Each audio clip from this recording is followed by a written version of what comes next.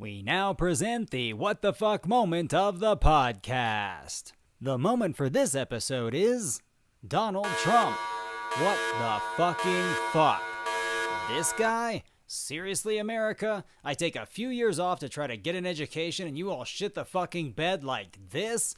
I guess I can't really blame you, since you didn't even elect this human equivalent of a sexually transmitted genital parasite born of a feces-ridden, bacterially compromised ass canker. That's right, DJ, you lost the fucking election by more than 2 million popular votes. So suck on that dick while I step on out of this retirement shit for a spell.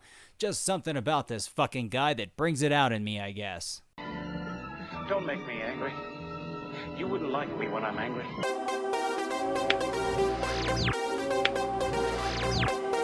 You ever get the feeling that everything in America is completely fucked up?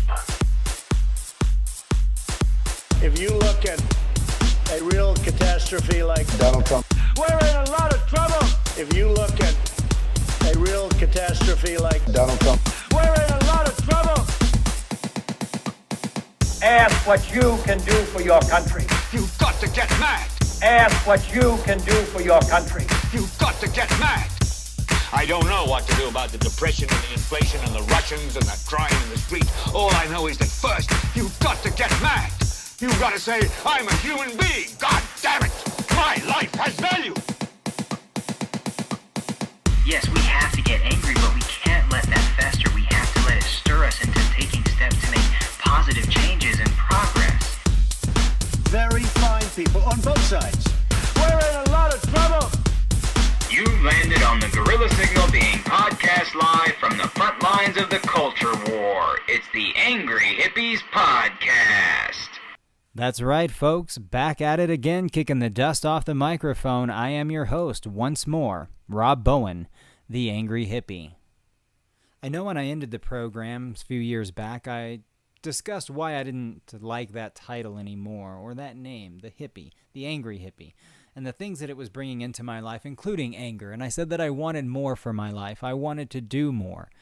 But there's something about what's been going on lately. I'm angry again, and I just can't look the other way. I can't deny that anger anymore, and I want to get back at it, and I want to start saying we can be angry, but let's do it right. Let's use this anger to stir us into positive action. So let's do that. We're going to talk about some things that have been bugging me lately, that have been really getting under my skin, and I'm sure that it's been doing the same for a lot of you. In fact, I know it has, because I've been paying attention. I've been watching you all on social media, still following folks from back in the day, just to keep an eye on what's happening, and I see your anger. I see your frustration at what's going on, and I share it. Trust me, I do. That's why I'm back. That's why the show has been revived. And this is not a reboot. This is not in the day of reboots and all that shit. This is not a reboot. This is more like Twin Peaks. This is a return. This is the return of the podcast. And so we're just going to launch right into things here. We're going to start with our main topic of the program. And it's no surprise, probably to most folks, that the main topic of tonight's show is Donald J. Trump. That's right, old 45 himself. I don't know what the fuck happened back in November. Well, I mean, I know it was the theft of democracy and all that kind of shit, because everybody keeps saying, I see a lot of people blaming all of the third-party voters and the people who didn't back Clinton and all that kind of shit as the reason that we have Trump in office. And that's actually blatantly false. That's patently untrue. And I want to stop that and shut that shit down right now. Third-party voters, you did nothing wrong. You didn't want to choose between the lesser of two evils, and I understand that. I identify with that. It's not a big deal. You did not cause this. What caused this is the slow deterioration of our process and of our political just functioning and machine in this country, because we actually had more than 2 million voters come out and say, no, we don't want Donald Trump in office, and they voted for Hillary Clinton. She actually won the popular vote. But the Electoral College, because we still have this outdated, unnecessary system in place that was set up back at the founding of our country to ensure that, larger populated states didn't get more sway and say in the elections than the smaller populated areas. That system, that outdated, fucked up, unnecessary system, put him into office. And the people who are a part of that system. The superdelegates, all of that shit who actually make that final decision, even though it should be the final say, should rest on the voters' shoulders. They've taken that away. And this is one of the things that we need to start beginning to do work on, folks. We need to start dismantling this bullshit. All of these things that interrupt and kind of like become a barrier between the people's voice and will and the actual workings of the government system, those extra pieces and all of that filtering barrier bullshit that they've put in to buffer all of our voices out and to lose us in that rabble, that shit needs to go, including the Electoral College. There need to be steps being taken. We need to organize petitions. We need to start making grassroots organizations whose sole purpose and dedication is to remove this college.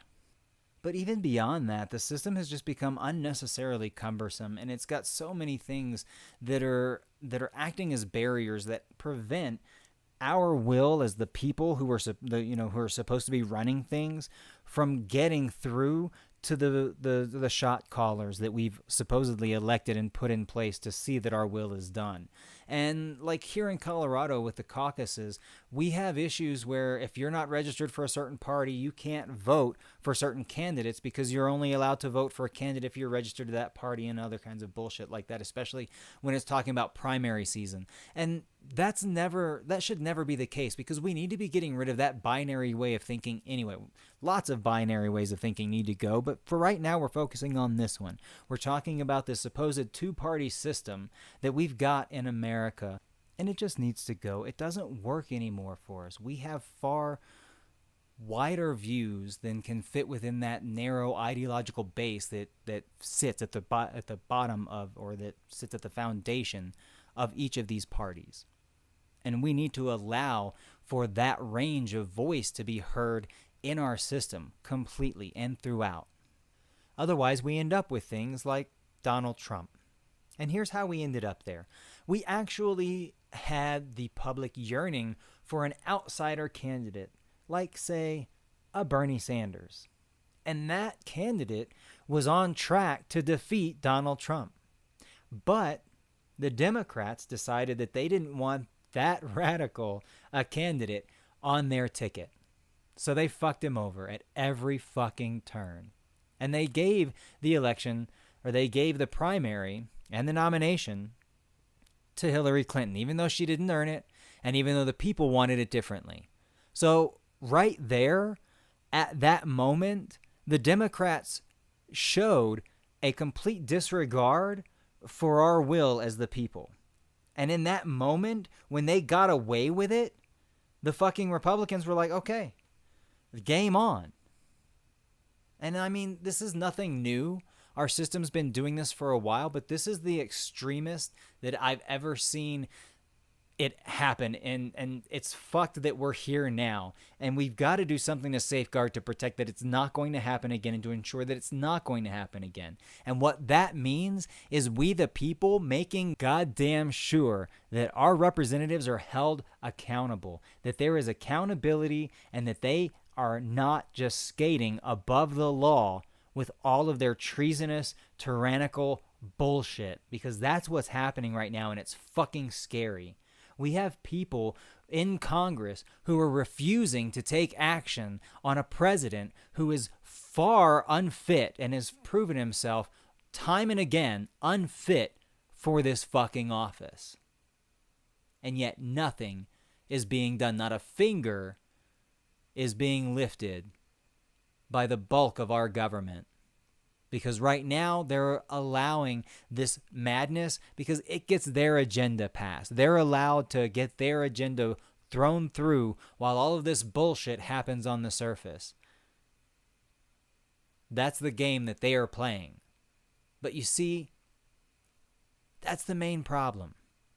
This shit was never supposed to be a fucking game. Because this system controls what happens with all of our lives. And our lives are no fucking game. So we need to stop allowing people who view it that way to have large roles in this system. And that starts with us. We have to be aware, we have to be informed voters, and we have to be active fucking voters. Still, less than fucking half of our population gets out to vote, to make these important decisions.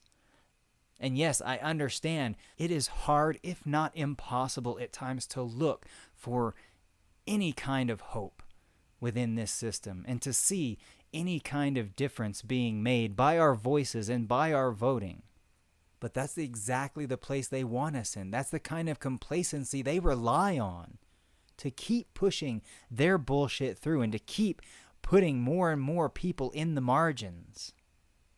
We have to use the system that we have right now to try to affect change and to try to make a difference. While, yes, it is one thing to say that we need to just dismantle this whole fucking system, tear it all down. Well, we're not there. And doing so, a lot of people know, would leave a lot more vulnerable populations than we already have vulnerable, and even more so than they are now. So we know that right now we have to work within the confines of this fucking system. Yes, it's great to dream of a day when we can tear it all fucking down and we have the perfect foundation to start over again, but we don't have that foundation. Look around. That's more clear than fucking ever. So vote. Get out and use your voice. Be heard. And fucking be angry. This is no time for complacency. This is no time for acceptance.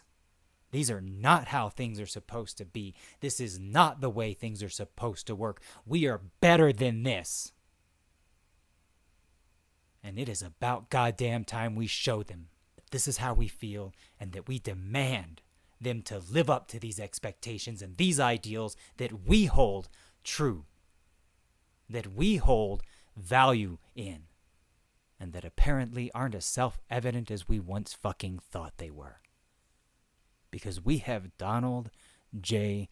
Trump as our president right now in the United States.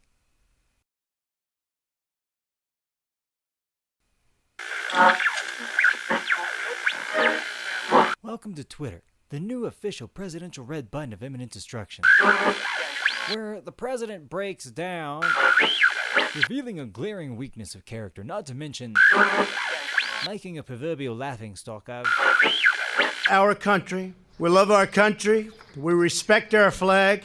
And we always proudly grab him by the pussy.